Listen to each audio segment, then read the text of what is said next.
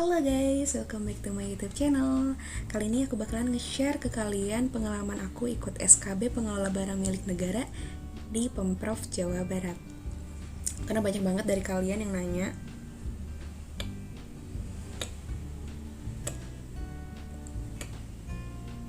So many people DM aku dan juga komen posan aku sebelumnya tentang pengalaman aku ikut CPNS dan bertanya hal yang sama terkait SKB.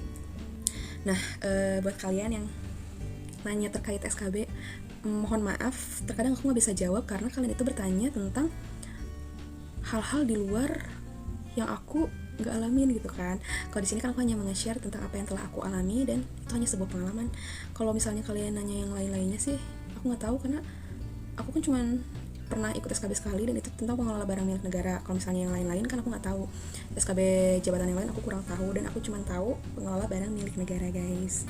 Begitu. Jadi buat kalian yang nanya di topik di luar pengelola barang milik negara, mohon maaf aku bakalan gak bisa jawab.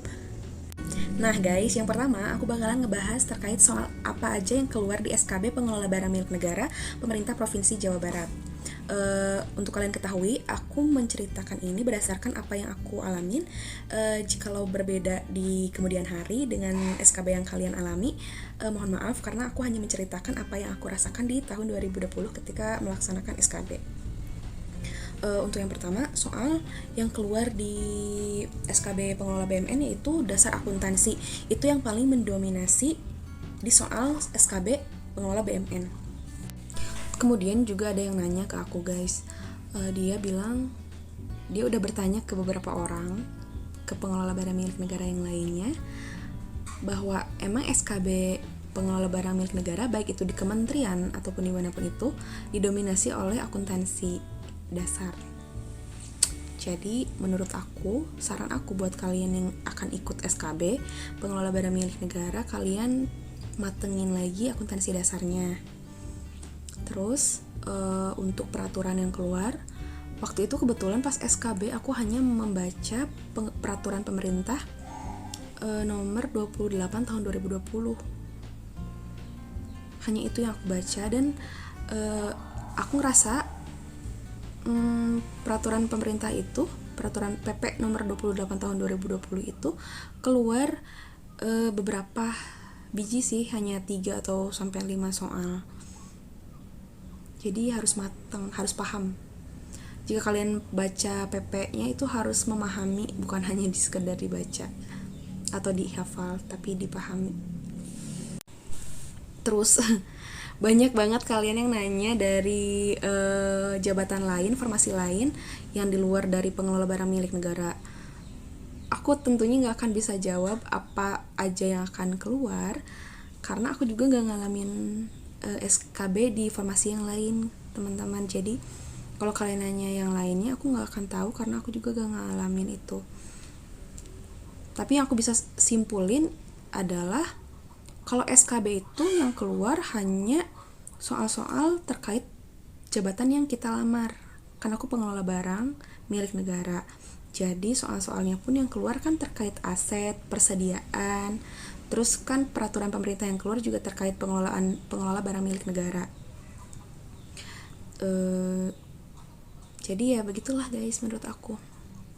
Kemudian ada yang nanya juga apakah di SKB itu ada soal pengetahuan umum terkait dinasnya kayak gitu. Itu nggak ada, teman-teman. Jadi yang keluar itu hanya menjurus menjurus ke formasinya aja, seperti pengelola barang milik negara, terus analis lingkungan hidup itu kayak gimana, terus penyuluhan lingkungan hidup. Oh iya guys, jadi SKB yang aku kerjain di waktu itu soalnya ada 100 dan harus dikerjakan dalam 2 jam. Kalau sekarang mungkin ada penambahan ya, yang kemarin juga SKD katanya kan maksimal jadi 550 nilainya, waktu sebelumnya kan hanya 500. Jadi mungkin ada banyak perubahan sih ya. Aku hanya nge-share ya guys, ingat. Untuk kalian yang nanya terkait buku ataupun link soal-soal SKB pengelola BMN, aku nggak punya guys, punten. Karena mungkin waktu itu aku bisa mengerjakannya dengan lumayan lancar karena aku masih baru lulus kuliah, masih molotok. Terus kan aku juga ngambil tugas akhir terkait aset tetap, jadi masih hangat gitu guys. Nah buat kalian aku juga nyaranin, ini hanya sebuah saran ya, karena aku rasain di soal SKB pengelola BMN itu kebanyakan yang keluar itu akuntansi dasar, aset tetap, dan juga persediaan. Nah buat kalian yang males ataupun gak ada waktu gitu, ya udah kalian jurusin aja langsung, inget-inget lagi dasar akuntansi terkait aset tetap dan juga persediaan. Jurnal-jurnal juga ada sih guys sedikit, tapi jurnal yang sederhana, gak terlalu banyak dan membingungkan gitu, masih simpel-simpel. Soalnya juga pendek-pendek dan simpel-simpel sih menurut aku.